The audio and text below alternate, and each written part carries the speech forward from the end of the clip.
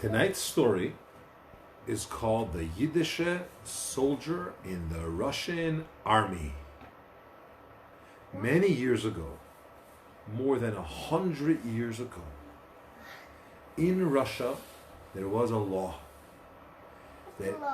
A law means it's a rule from the country, from the government, that anyone that is over 17 has to go to the army. There was a war, and they all have to go to the army. Now, the Yiddish Bacharim that were in yeshiva learning, they didn't want to go to the army. First of all, they wanted to sit and learn. Second of all, if they go to the army, then they're going to send the Yiddish soldiers to the very front. And it's the most dangerous place to be. So they didn't want to go there because the enemy was very mean. And besides that, it's not a nice place for a Yiddish boy to be in a Russian army. There's no kosher food. There's no Yiddish friends in their groups. How are they going to go daven? With who are they going to learn? So for all these reasons, they really didn't want to go to the army. And there was a bacher in yeshiva in a town called Lubavitch. And he got a notice from the government that he has to go to the army's office. It's called a draft. To go to the army's office, and you have to go to the army. So he went to the Rebbe Rashab, the fifth Lubavitcher Rebbe. He went to the Rebbe Rashab to ask for a bracha. Now, many Bacharim came to the Rebbe Rashab to ask for a bracha. They all asked the same thing. We don't want to have to go to the army.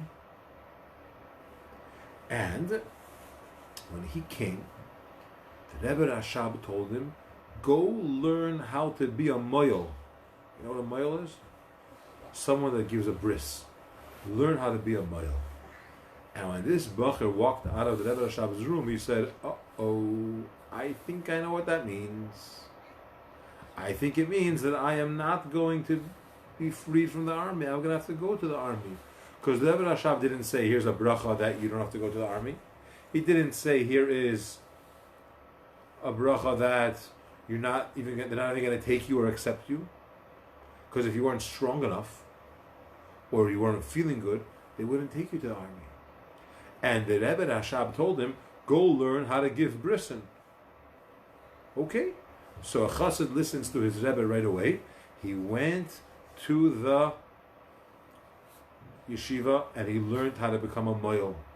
And he got the right knives, and he learned all of the halachas, all of the laws, how to do it, and the rules, so he could give brisen. And finally the day came, he went to the army's office, and they checked him out, and they said, you are strong enough, and you're healthy, and you're going to the army tomorrow. So he went to the army, and he was very sad, and his family was very sad. Is he ever going to come back? Are they ever going to see him again? And he smiled with bitachon in Hashem, with trust in Hashem, and he went. He learned how to be a male, yeah. And he went. We're going to soon see. And they went all the way to the army, and he was in the Russian Tsarist army, the Russian army. While he was there, days turned into weeks, and weeks turned into months. And one day, after many months of being there, there's a surprise roll call. Every soldier has to stand in line with their boots shined, and every button has to be shined exactly, and they have to stand straight because they're getting a visit from a very important general. And they were all standing in line, and the general walked up and down, and he said, okay, you could all go back to your barracks. That's where they stayed.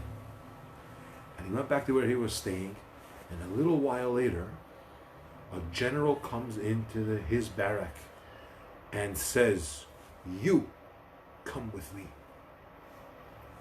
And he walked out and he was shaking. What did I do? And the general said, come here now. And he sat him down and he said, I want to tell you a secret. And this secret, you can't tell anybody the secret. My wife is a Yid. I'm also a Yid. And she had a baby boy 8 days ago.